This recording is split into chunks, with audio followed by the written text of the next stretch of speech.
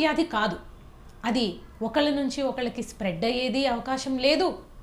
And మళ్ళీ ఇంకొకటి ఏంటంటే, ఇప్పుడు ఫిట్స్ ఉన్న వాళ్ళని కనుక ఫిట్స్ వస్తున్న సమయంలో ముట్టుకుంటే కొంతమంది అనుకుంటారు మనకు కూడా ఆ షాక్ కొడుతుందేమోనని.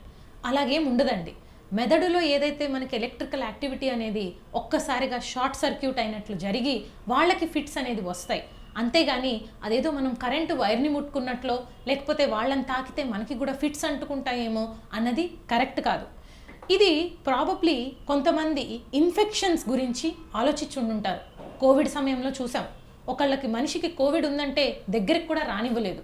ఒక మనిషి కోవిడ్తో చనిపోయాడంటే ఆ శవాన్ని చూడడానికి ముట్టుకోవడానికి కూడా ఒప్పుకోలేదు. అలానే ఏదైతే మెదడు వాపు వ్యాధి లేదా బ్రెయిన్ ఇన్ఫెక్షన్స్ మనం మాట్లాడుకుంటూ ఉంటామో వాటిల్లో కొన్ని రకాల వైరస్ వలన బ్యాక్టీరియా వలన వచ్చిన ఇన్ఫెక్షన్స్ ఏవైతే ఉన్నాయో అవి ముట్టుకుంటేనో లేకపోతే ఇంకొక మనిషి దగ్గరలో కూర్చుంటేనో స్ప్రెడ్ అయ్యే అవకాశం ఉంటుంది. ఉదాహరణకి నిపా వైరస్ అనేది ఒకటి కూడా మనం కేరళలో చూసాం.